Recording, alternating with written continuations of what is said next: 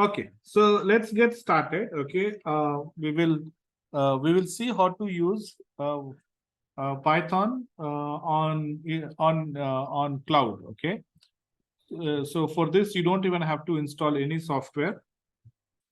You can use directly Google Colab. So you just type Colab, okay, and type Google's hit search in Google. The first link that you will get is Google Colab. Okay, so Google Colab is a cloud-based cloud Python editor. Okay, and you will have to log into your Google account because this is a protected Google account. Since I've already logged in, okay, it's not asking me to enter any password. Okay, but you will, first time when you open it, it'll ask you to enter your Google ID and password. Best thing is that when you enter ID and password, all the files that you do will be saved in your Google Drive. So you don't even have to save it. Okay, automatically it will be saved in your Google Drive, and you can access from anywhere, of course, isn't it? So this is how a Google Colab will look like. My settings have been changed into Hindi. I don't know why, and I try to set it back, but it's not changing. So ignore. I'll tell you what all keys are important here. First one is file. Okay, and when you click on it, it is like you can open a new notebook. You can upload a notebook. You can download a notebook. This is download a notebook. Okay. So you will see a screen like this here. Okay, this is where we are going to do our programs. Okay, so let's start. Okay, the first command that we are going to type in Python is print, right? So what we have seen so far is Python is case sensitive language. Okay, Python is case sensitive language. Here you cannot type capital, small. Okay, so if the command is in small letters, you have to type small letters only. If you can use capital letters, then you can use capital letters also, right? So print is a function. What is job of a function?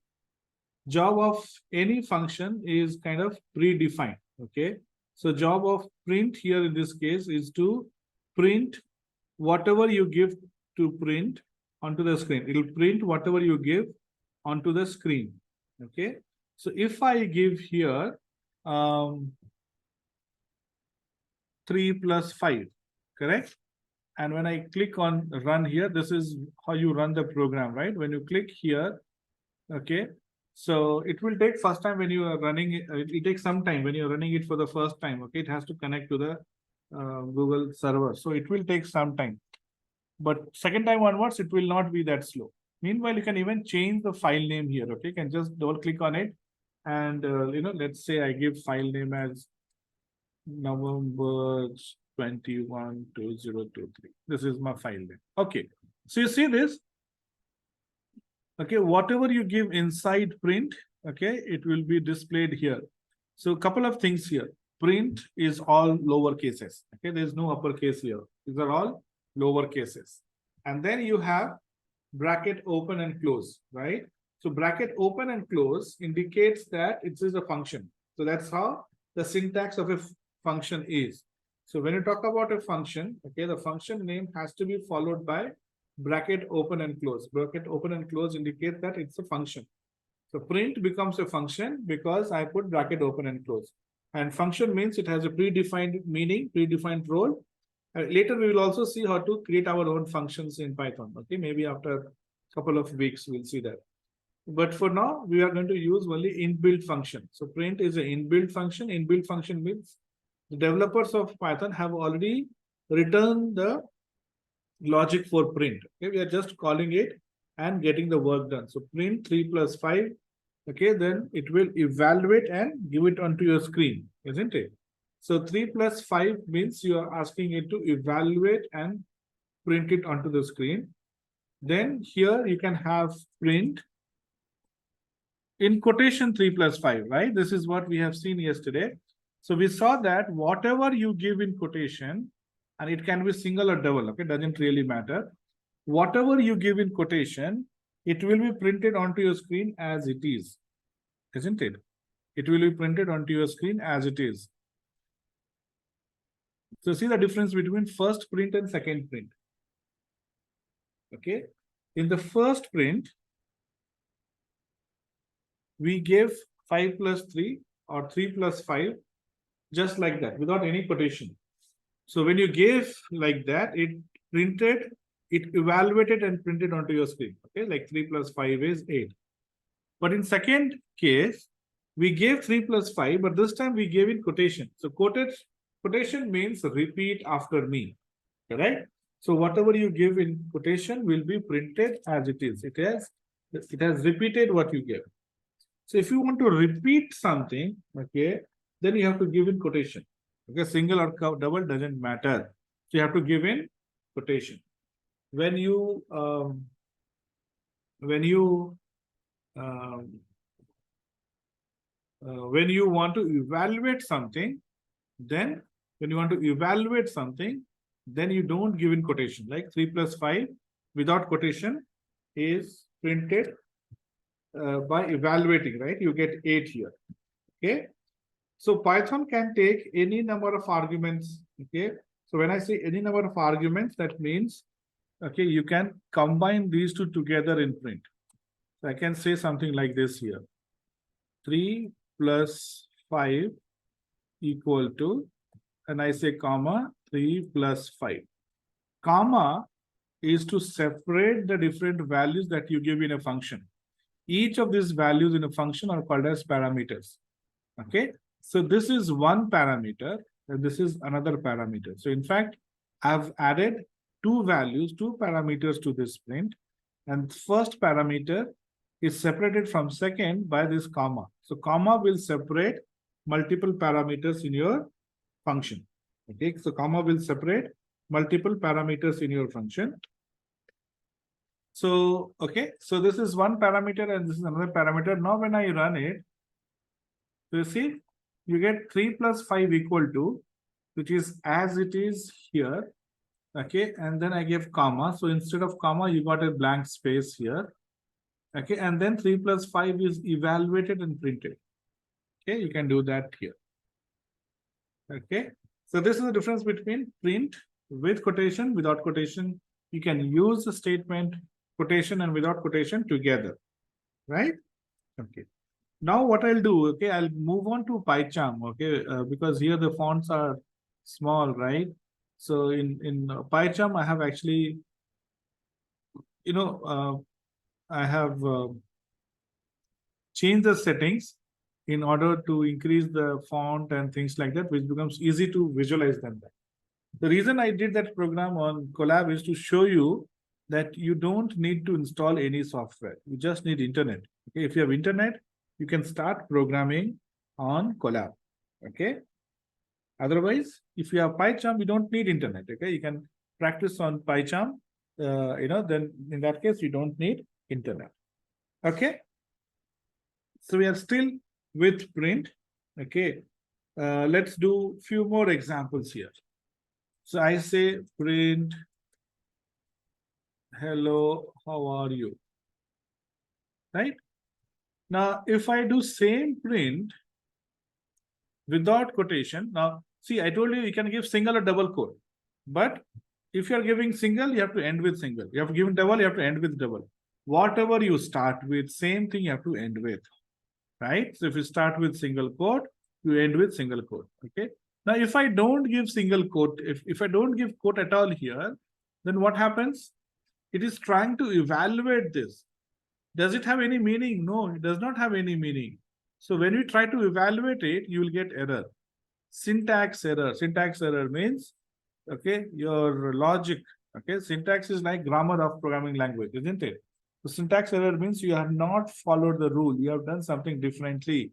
You have not followed the rule. That's what it means. So here it means that you have not followed the rules. You have not put quotation. So you can put single or double, doesn't really matter. So I'm putting single quote here and single quote here. There is no difference between single quote and double quote. Okay. Now, you say this, when I put print in two different lines, I got output in two different lines. when I put print in two different lines, I got output in two different lines, isn't it? Okay. Why did it happen? It happened because print has a way of starting things in new line. Print has a way of starting in new line. So when you write a print, the content will be started in new line. Content will be started in new line only. Okay. It will not start in same line. Okay. Okay. So this is about print. Okay. And we spoke about comment. Okay. This is how we write a comment. What is a comment? Comment is a way, mechanism to write notes for yourself in the program. Okay. Notes in program are important because I told you earlier that you might revisit your program after a few days and you might forget why you did what you did. So you need to start with comment. And in Python, comment is with hash, single line comment is with hash, and triple line quote is for multi-line comment. Okay, so I'm giving a comment here saying print always starts from a new line. Okay, so when I say print, it will always start from a new line. Now, if you want to give your own new line, okay, if you want to give your own new line, it is possible. You can give a new line. We have something called a escape sequence. All programming language have escape sequence, and even Python has escape sequence. And the escape sequence is written with backward slash, right? So here you have like backward slash and see escape sequence works only for one character. So backward sequence n is for new line. Okay. /t tab is for tab spaces. And there are other things also. As and when we come across, we'll talk about it. So here, if I say, how are you doing? Where are you going? Okay. Obviously, when I print it, they will be printed in same line, isn't it? Now, let's say I want to print these two sentences in two different lines. Then we know that this /n, okay, escape sequence works inside quotation. Escape sequence works only inside quotation. We're talking about escape sequence, and escape sequence works only inside quotation. Okay, it doesn't work outside quotation. Okay, it has to be in the quotation. Now, what we said was, whatever you give inside quotation will be printed as it is, not with /n or /t. These are special. That's why we say escape sequence. You're escaping the actual meaning. So if when you run it, you get in same line, right? If I go and put /n here, so backward slash works for only one character, not for all. Okay, there are some characters for which there is a special meaning. So in a way, escape sequence will add power or remove power. Okay, for now we'll concentrate on this thing. That escape sequence adds power. Escape sequence adds power. Escape sequence will add power to your to the n. Now n without escape sequence is a normal character. It's a normal character, right? So if I remove this backward slash, and when you run it,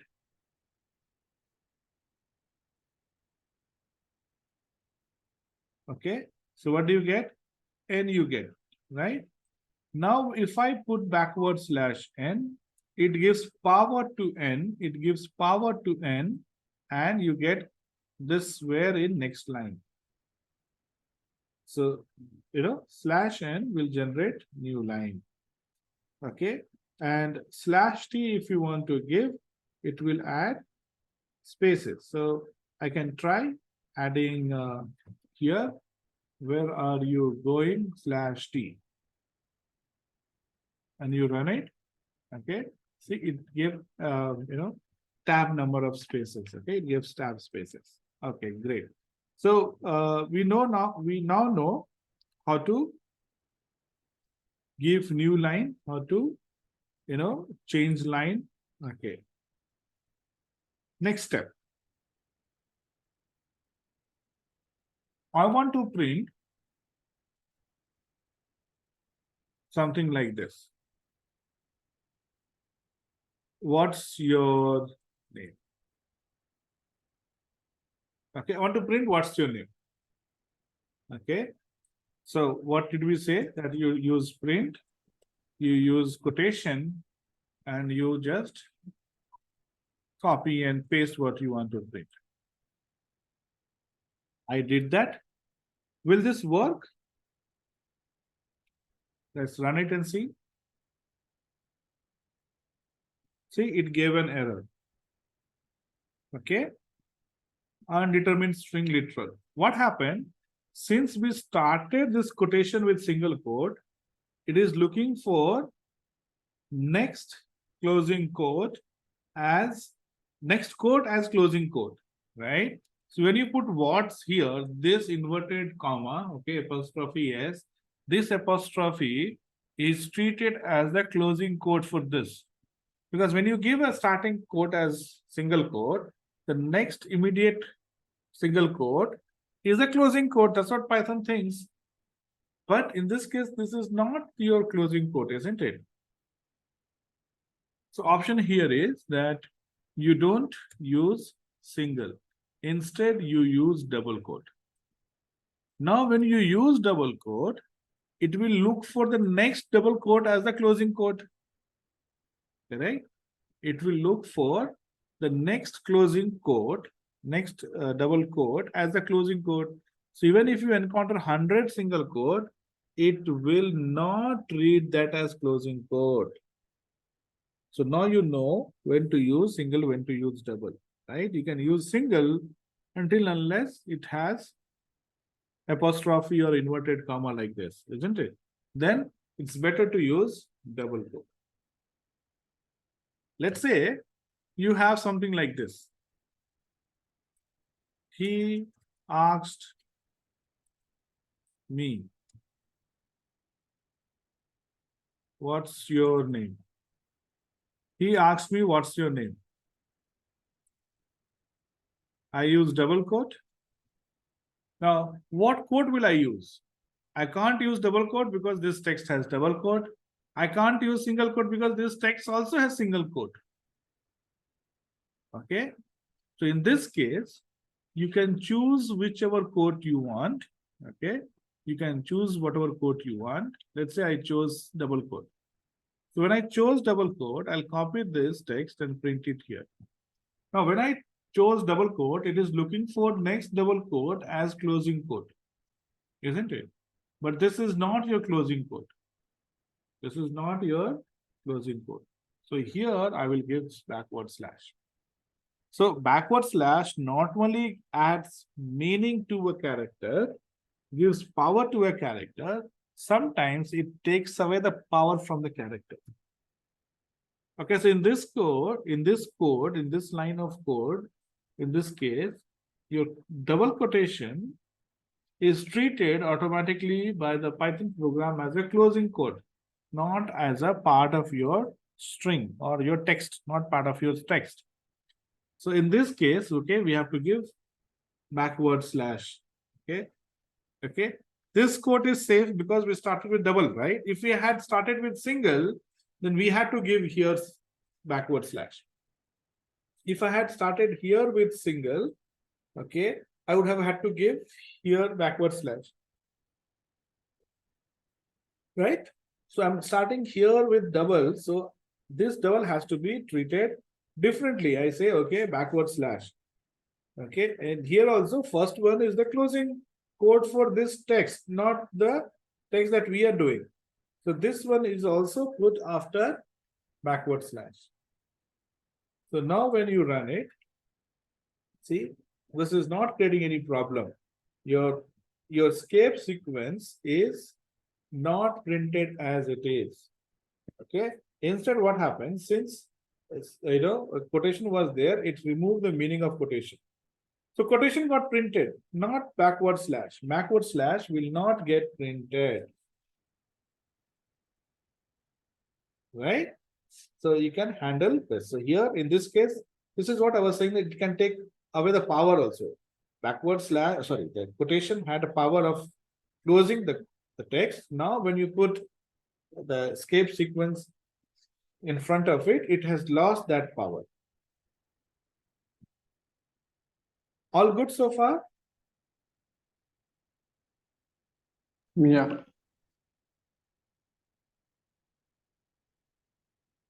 Okay, Satvik, all good so far? Yes, sir. Okay. Okay. So, Divakar, you also said, right? Yeah. Perfect. Okay. So see, this is how you give your quotation, double quotation, right? And you can manage with backward slash. Okay, great. Now, question is, if I need backward slash, then what should I do? Okay, I want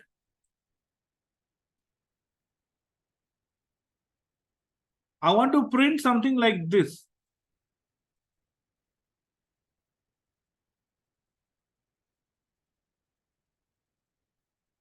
Okay, I want to print something like this. Okay, whatever my reason. No, I want to print backward slash quotation. What's your name? Backward slash quotation. Now, how do I do that? So see, one backward slash works for the next character, right? So if you want to put backward slash, okay, in the print, you have to print one more backward slash to negate the impact of this, okay, quotation. So now what happened? When you put backward slash, these two together will be treated as one backward slash. Now they see, this quotation became alone because the backward slash that you have in quotation has got one more backward slash. Okay, those two together will form one backward slash, and your quotation has become all alone again. So it is giving error. Okay, it is giving error saying that this is closing code.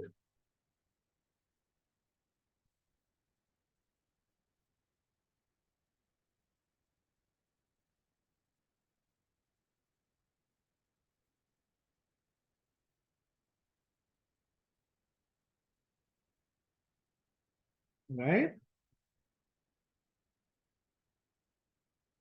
So to get this quotation, I have to put one more backward slash, isn't it?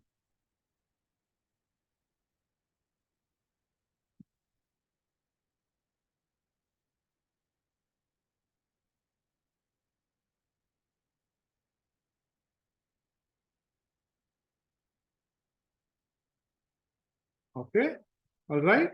So here too, I'll put one more backslash so that these two together becomes one, and then I have one more backslash, which will negate the impact of quotation. Now, when you run it, you get this.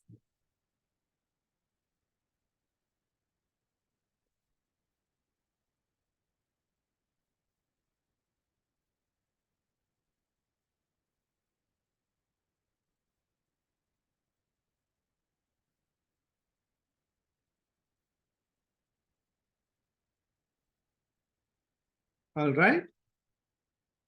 So when you want to print a backward slash as a text, you have to print two together.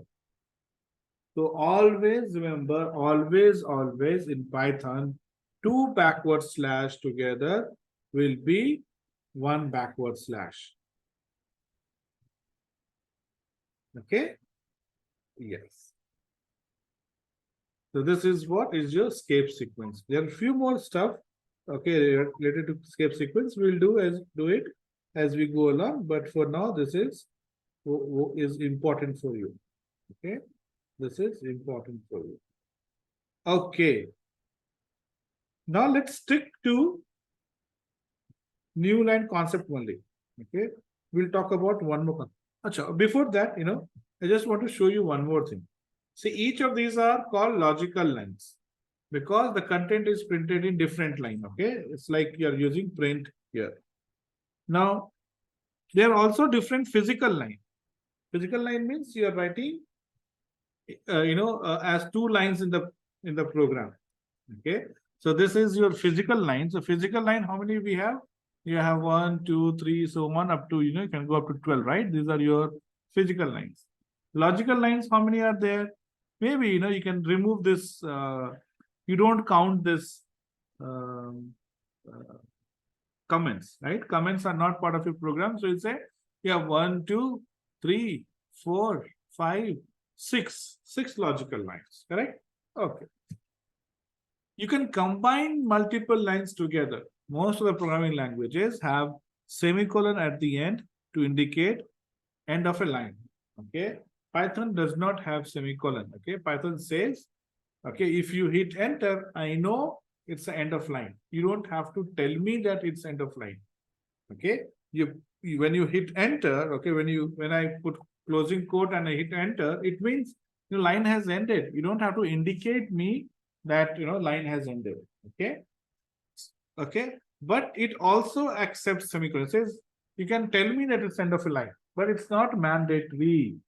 So Python also has semicolon. Okay, but this is not mandatory. You can work without semicolon.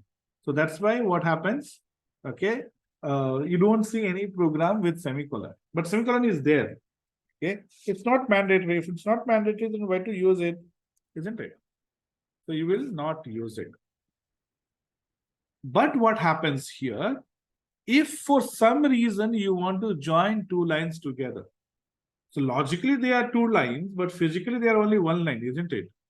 Okay, so if I don't give semicolon here it is anyway not required, but here it is required. If I don't give, it says that sorry, it's rule error, syntax error. There is no way to write to print like this. They'll say, okay, don't worry.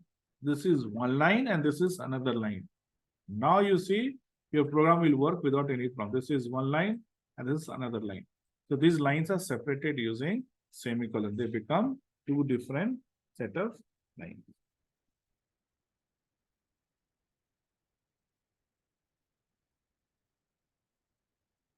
Make sense? Yes.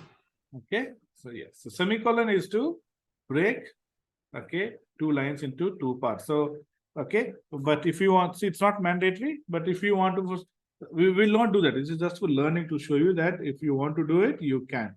But otherwise, it is definitely not required to put a semicolon. Okay. Then what is that I'm missing here? Yes, I'm missing one more thing. Okay. Now we've been speaking about, okay, for new line, right? How to add a new line, how to add a new line, right? But I don't want to add a new line, the reverse of it. So for example, if I have here called print hello, and I say print, how are you? So I'm saying print hello and print how are you. So going by the logic, what we discussed, since you are, you have two different print statement, it will start in two different line, isn't it? Hello in one line, how are you in one line? The requirement is that I need to use two print statement. I need to use two print statement, but okay, I want the output to be in same line. I want the output in the same line. How is that possible? Answer is, it is possible. Okay, but you have to do something different. What do you have to do? Now, every print has a new line at the end of the line. Every print has a new line at the end of line, correct? Which is invisible, that is automatically added. So every print has a new line which is automatically added, which you can't see, which is not to be seen.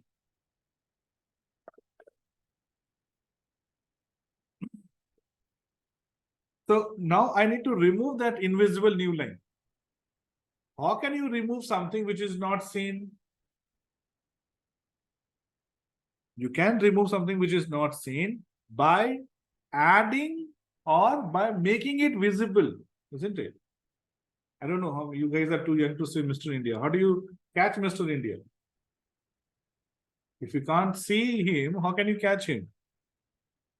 Okay, you have to throw red light on him, right? Mr. India was visible only in red light. Correct? So if I have to catch him, I need to see him. If I can't see him, I can't catch him.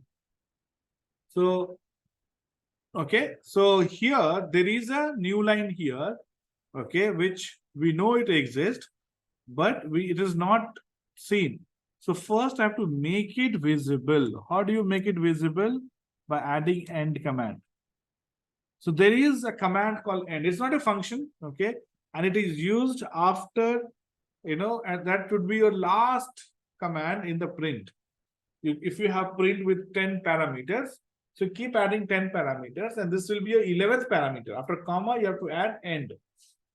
End indicates whatever you have at the end, okay, whatever you want to give at the end, you can give it here. So by default, this is what is added to every print.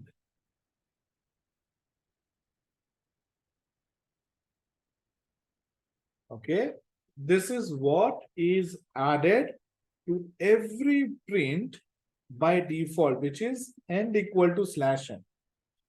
It is in every print, end equal to /n. Okay, it is here, it is here, it is here, automatically without saying. Even if you don't add it, it is there. See, there is no change in the output. Now my requirement was to combine these two together. Now I can see this new line, isn't it? Now when I can see this new line, I will delete it. I don't want this new line. I deleted it. So now when you run it, you see, hello, how are you, is in same line. But I want to give a space here between hello and how. I say, okay, at the end of this hello, give a space. At the end of this hello, give 5 spaces. At the end of this, give dot, give comma, give question mark. Any number of characters you can enter. I can say space, hyphen, space. That will also be accepted. Now when you run it, so instead of new line, it is hyphen, sorry, space, hyphen, space.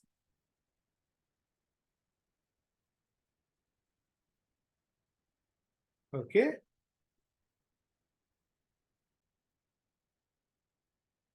Okay. So now we'll talk about data types. What are data types? Okay. So see, to perform any analysis, you need to know what data you're dealing with, right? To perform any analysis, you need to know what data you're dealing with. Is it a number? Because when you know it's number, then you can perform addition, subtraction, etc. Right? If you know it is text, okay, you need to handle it that way. So, okay, that brings us to the topic known as, okay, data types in Python. And these are your basic data types. Okay, we have many, we'll do, step by step. First, we need to understand about basic data types. Okay. So there are 3 numeric types and 1 text type and 1 Boolean type. Boolean is true or false.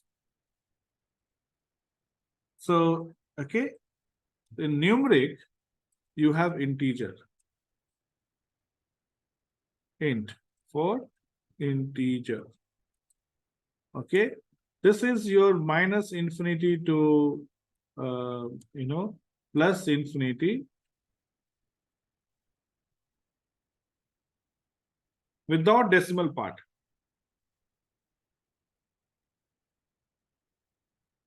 Okay, any number without decimal parts are called as integers. right? 5, 6. See, 5 is integer, 5.0 is not. Okay, 5 is integer, but 5.0 is not. So we'll talk about that. Now, if you want to store some specific value, now if you want to add like 5 plus 3, you can say print 5 plus 3. But I want to store this value because I want to use again in future.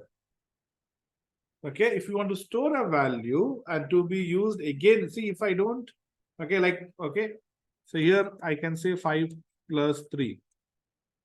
Okay, because I don't want to use 5 and 3 again. But if I want to use this, right, say, if I say here, marks 1 equal to 43 and marks 2 equal to 87. What are your marks 1 and 2? Okay, I put marks. They are called as variables. They're called as variables because, okay, the value can change. That's what they call as variable. So this is your value and this is your variable. So I'm creating a variable called marks1 and assigning 43 to it. It's called variable because you can change the marks1 value. Now I can go here and I say marks1 equal to 99. So now if I print marks1, what value will be printed? 99 will be printed. Because when you are perfect, it's a sequential programming. You're doing a sequential program. You're going to line number 2, line number 1, then 2, 3, 4, so on. You're going to each line, right? Except the comment line. You jump the comment line. Comment lines are not executed. So you can write anything after writing hash. So we are executing this program in a sequence, in a sequential manner. In sequential manner, line number 17, the marks of value is 43. So if I say print marks 1 here, I will get 43. Now here I'm changing the value to 87. Which value? Marks 2, not marks 1.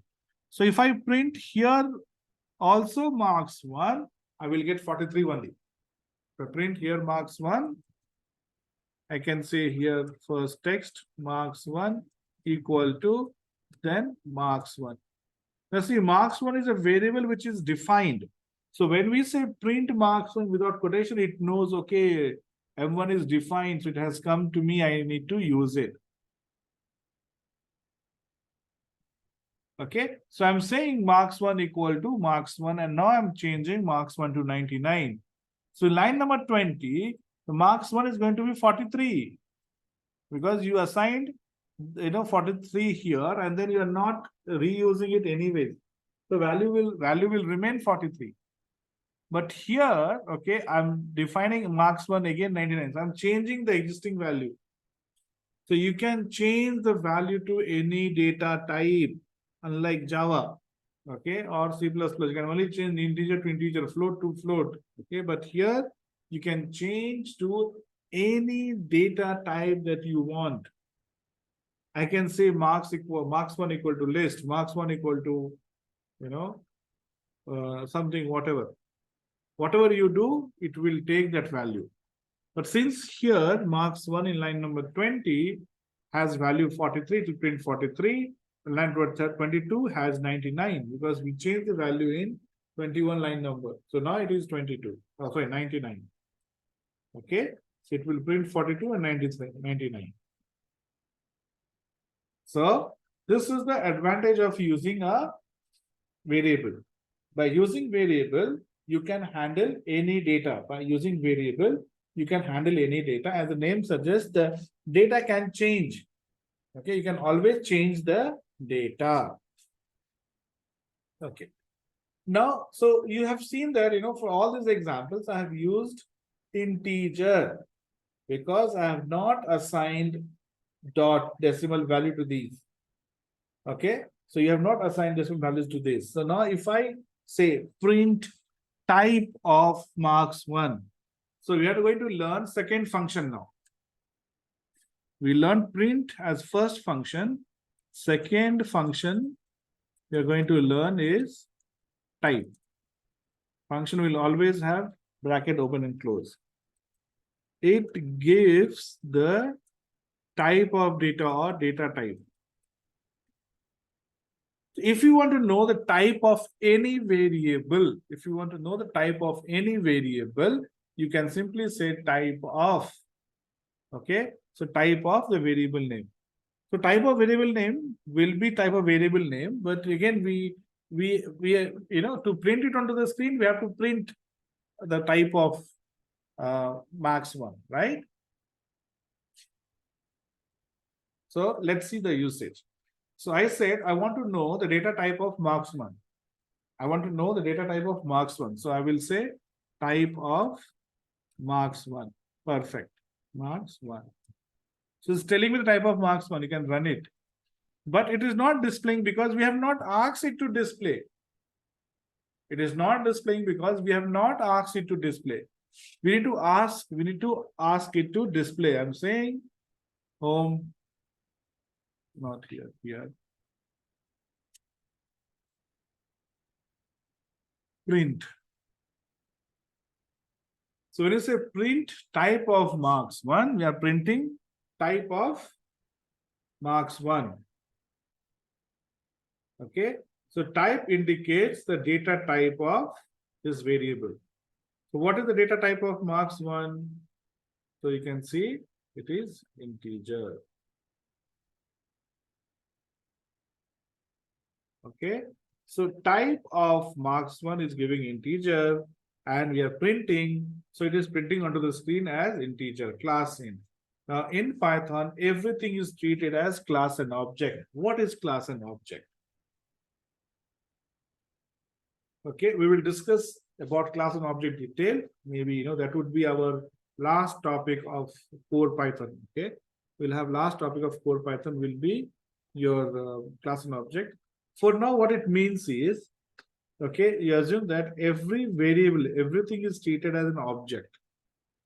Okay, so class is definition and object is uses. For example, if I tell you that I'm eating an apple, if I tell you that I'm eating an apple, you will not be surprised. You will not ask me any question because you know what apple is, correct? You know what apple is. So you will not ask me what apple is. Okay, you say, okay, fine. You are eating. So what? Okay, you're eating, fine. Because you know what apple is. But if I tell you, I'm playing cricket with apple. Like what? How can you play cricket with apple? Because you know what apple is, right? So you know what apple is. So playing cricket is not as a property, is not property of apple. Right? Okay. So if I say I'm eating, you'll say, okay, fine, eat it. If I say I am playing cricket, you'll say, okay, it will not be apple, it will be something else you are playing with, not with apple. So, okay, the data type, okay, or anything variables are treated as class. So class is definition. Okay. Now you know what apple is, but to eat an apple, we have to talk about specific apple, isn't it? So you know what class is, but to implement it, we have to use it as object.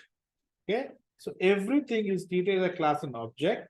So for now, okay, I would just ask you to ignore the word class, just focus on int. When we do class and objects, we'll we'll talk about it. So it is int. Int is for integer, right? Now let's say instead of marks is 87.87, I say here marks equal to 87.0. Okay. Now if I try to run it, this is marks, right? Now when you run it, so see it says float. Because decimal part makes it as float, no longer integer.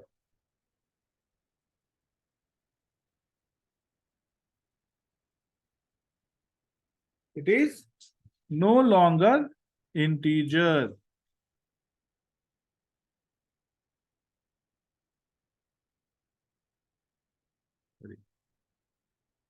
Okay, I can put it here itself. Why? next to it. Or here I can put better. Okay, the moment you add decimal part, it becomes float. No longer integer, it becomes float. Okay, so no decimal part is integer, decimal part is float. So this is your second type of data type, second data type of float data type, isn't it? So your new number can be integer, it can be float, or third type is complex.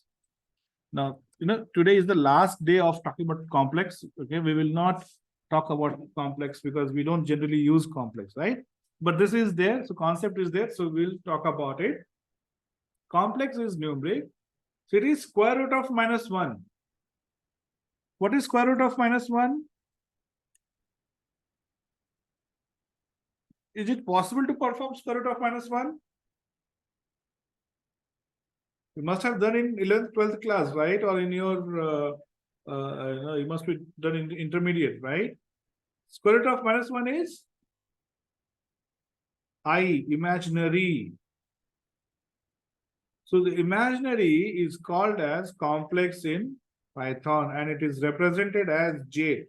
In mathematics, we write as I, but here we write as J, but it's exactly same what it means in mathematics. It is your square root of -1. We write as J.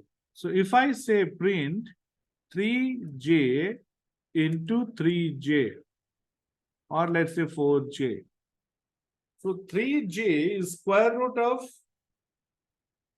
-3. 4J is square root of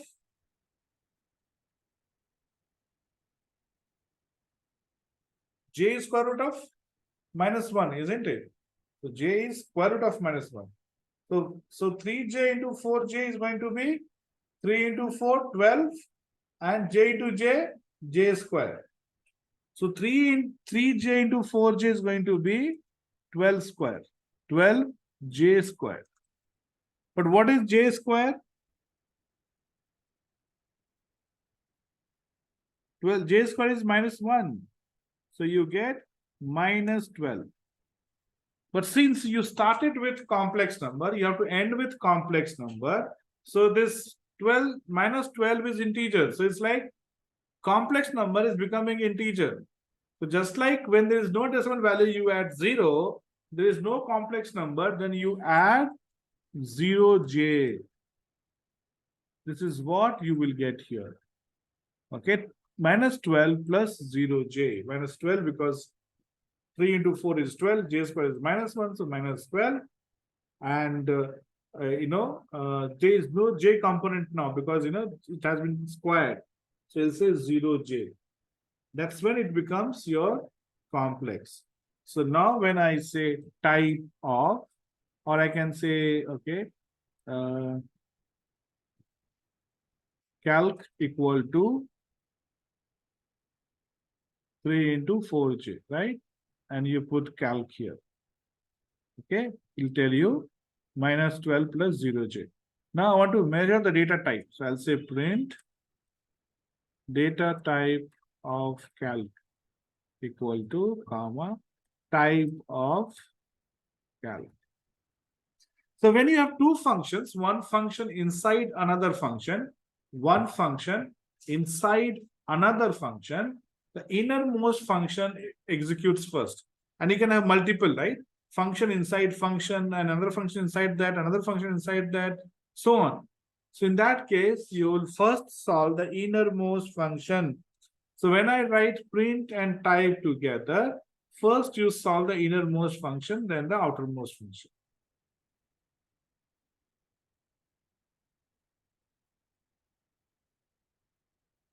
Make sense? So now when you run it, type of calc is complex. Okay, so this is your complex number. Okay, we'll stop here today. Okay, we still have to do two more data types. We'll do it tomorrow when we meet at the same time. Okay. Any questions?